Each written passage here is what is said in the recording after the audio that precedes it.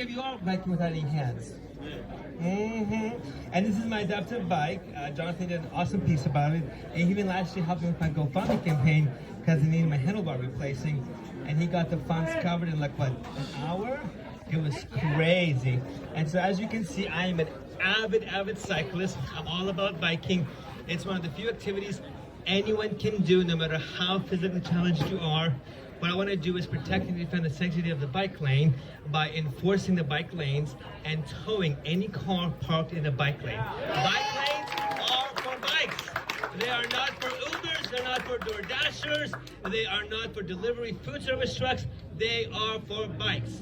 And there is no reason why we can't enforce them. And you want to talk about getting some revenue if we start towing these vehicles and charging them $500 per violation and then doubling that trying to get it to the thick heads. Bike lanes are for bikes.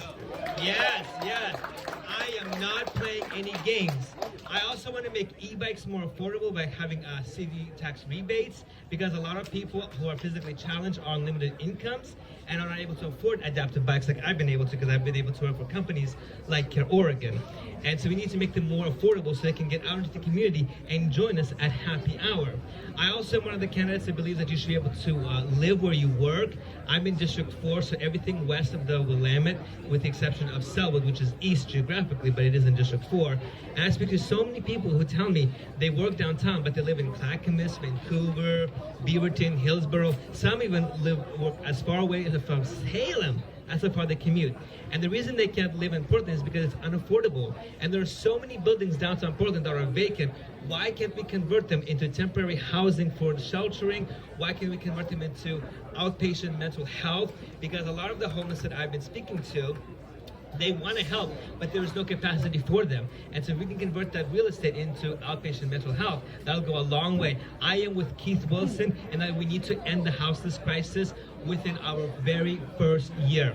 I will be the only city council candidate, not just in Portland, not just in Oregon, not just in America, not even the world, who will never ever be caught sitting on his hands doing nothing. Because I will be too damn busy biking progress forward. I am a renter, I live paycheck to paycheck, and I am pissed how we are being raped left and right. We need a council of the people, not somebody who's backed by big money. We need somebody who knows what it's like to experience what we experience, to represent the council. And I ask you to visit my website at imwithmichael.com. If you can contribute, that's awesome. If you can, just get the word out. But Portland has a small donors matching program. If you give me $5, I'll match it with $45. So at least in that regard, it is more democratic. But at the end of the day, I ask you to consider me as one of your top 3 votes this candidate in November. And it's actually funny, our revolution is happening on the 5th of November. The same time we'll be honoring Guy Fawkes, who tried to blow up the House of Parliament on November 5.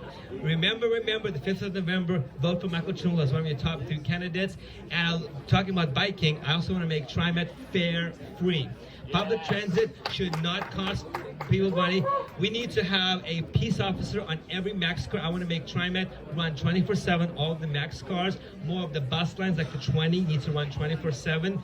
And we need to convert the existing fare enforcers who are penalizing homeless people who they know can't pay and adding criminal records to them. We need to make fares free. We need to make them safer. I want to take the MAX lines in downtown Portland below ground, because there's a huge bottleneck at the steel bridge. If we can eliminate that, we can enforce our frequency rides, we can make it more punctual, and then we can even add more cars. A lot of people don't know that